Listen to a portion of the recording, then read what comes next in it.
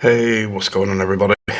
Welcome back. Today we're going to be taking a look at another, should I say yet another controller, because apparently that's all my channel is doing at the minute. But we're going to be taking a look at another controller. You might have seen my last video, which was on the Machenike G5 Pro. So I've seen this one on Amazon. I thought I'd pick this one up and have a look and see what the differences sort of are. Obviously they're both wireless controllers, but you never know. So this one is the G3V2. Doesn't really say anything on the box.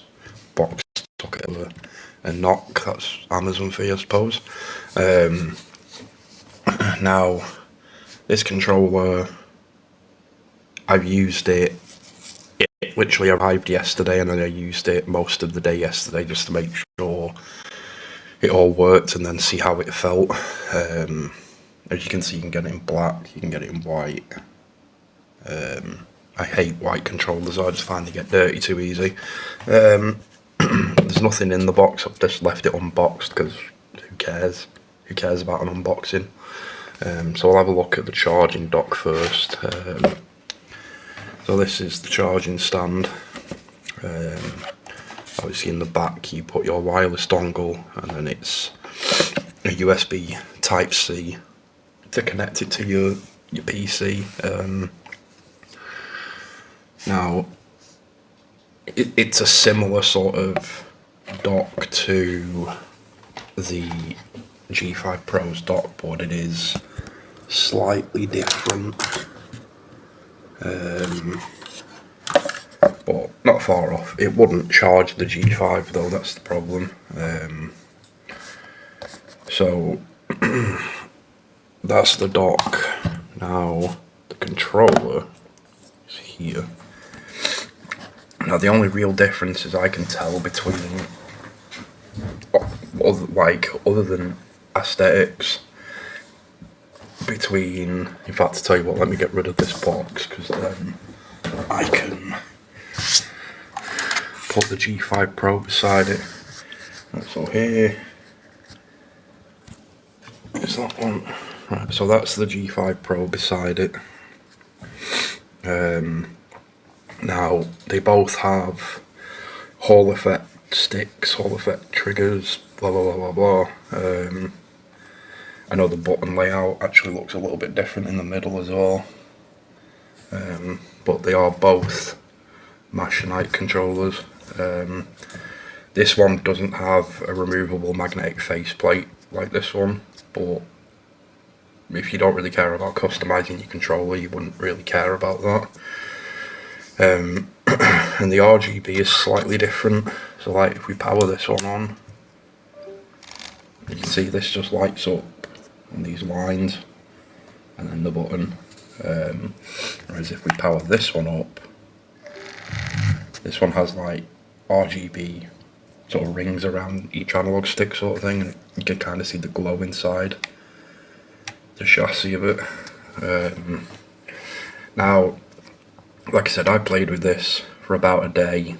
I haven't noticed much difference between the two. The analog sticks on this one are a lot shorter. These ones are actually quite tall if you look, whereas these ones are quite stubby.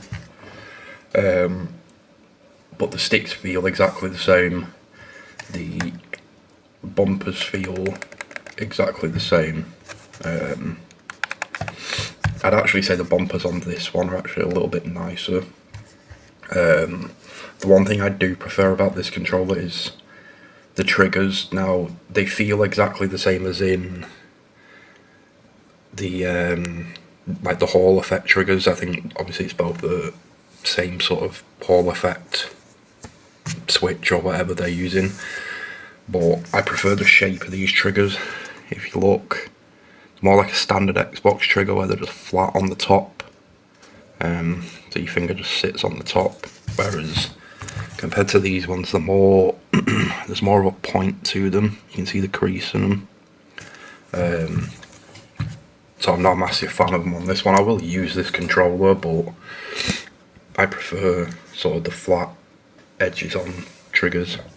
They do both have a nice sort of, I don't know if you can hear it, it's like a grippy texture, and like the underneath of the controller does as well. Obviously there's 2 buttons on the back, there's also 2 buttons on the back of this one. But yeah, there's not really a lot to tell them apart. I'm pretty sure they're a similar price as well. Without going and checking my other video, I paid $32.99 for this on Amazon, and I'm pretty sure this was the same price.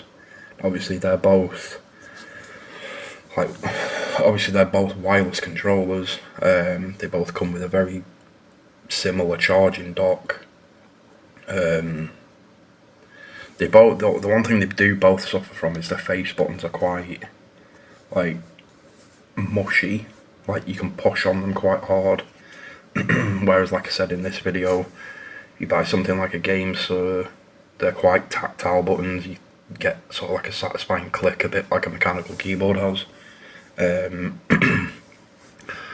weird thing as well though is this controller, for a sort of cheaper looking controller, this one has a better battery than this one. This one has a 600 milliamp hour battery. This one has a 1000 milliamp hour battery. So this one will actually last longer. Now, obviously, they both charge when they are sat on like their dock. As you can see, that's now charging. And then if I do, obviously the same with this one, just to show you, that one's now charging. But yeah, I have found the light on this keeps like bugging out and flickering when it's on charge. It doesn't affect the controller in any way, but it's weird. They both work at 1000 Hz polling rate, which you would expect games to work at that as well, but games to give you the option to change it, which I don't know why you would. Obviously they're both Hall effect, you both get a charging sort of stand with them, and the 1000 milliamp battery with this one. Like I said, you can get this in black or white. Now the one thing I don't want people to get sort of misconstrued is these controllers cannot be used for PlayStation or Xbox, and obviously they also don't have a headphone jack at the bottom.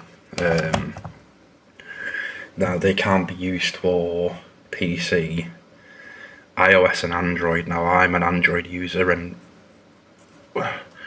both of my kids use Android phones, and when I've been connecting their Bluetooth headphones to theirs, it's tried to pick up the controllers, so they do work on Android definitely, and then apparently they work on Nintendo Switch as well.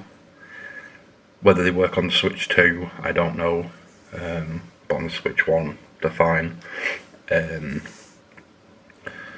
So yeah, I'm pretty much just returning to what I basically said in the last Machenike video. If you are looking for a controller around the £30–35 price mark, I would look at either a Machenike or a GameSir. The face buttons being a bit spongy doesn't put me off that much, really, to be honest. The ones that I would avoid is this controller here. Now this controller is made by a company called Easy SMX. Now this feels like quite a premium controller. As you can see, I've took this apart. This has got nice like clicky sort of face buttons as well. But the problem, there we go. The problem with this controller is I had it literally about, I don't know, 2–3 hours of using it. And this analog stick, I don't know if you can tell, look how like loose it is.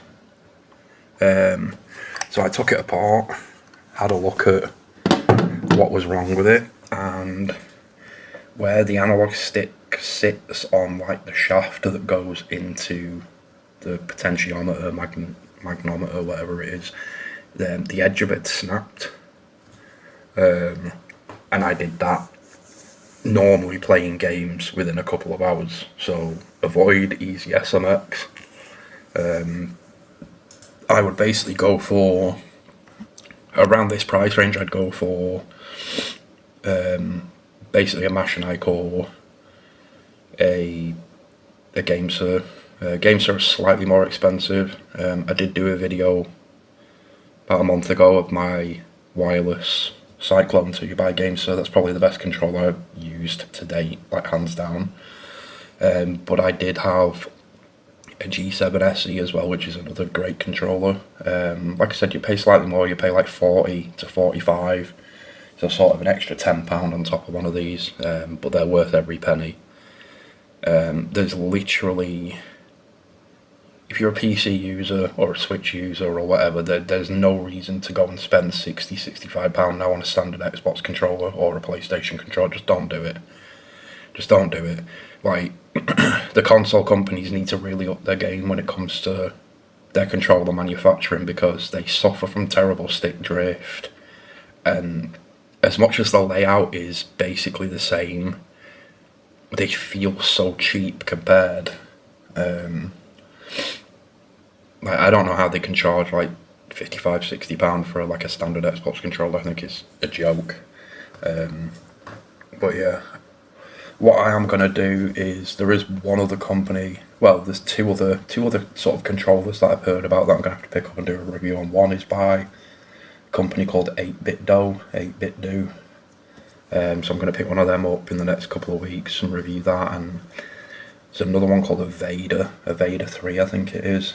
That's about £100 controller. So I'm going to pick one of them up, compare them to these. But yeah, I'll basically end the video there. It was always going to be a very similar video to my last one, because they're similar controllers. Another thing as well, the key linker app to control all your button layout and everything, I still can't figure out where to get this key linker app from. So just so you know, there is an app out there that you can control like your dead zones with and your RGB and everything. I just don't know where to get it. So if you get one of these controllers, or you have one and you find it, can you even let me know in the comment section where to find this app? Because I've trawled through Reddit and everything and I can't find a link to this thing. So yeah, like I said, quick summary. For anyone that wants a controller, around £30 to £35, go for either the G3V2, which is this, or the G5 Pro Max, which is that one. And I don't think you'll be overly disappointed, to be honest. So we'll leave that video here for now, guys, and I will have a video coming up in the next few days of kind of like kind of like trying to get an older GPU to sort of run modern games. So I'll have one of them coming up in the next few days, and then I'll grab that 8BitDo controller and we'll do a review on that.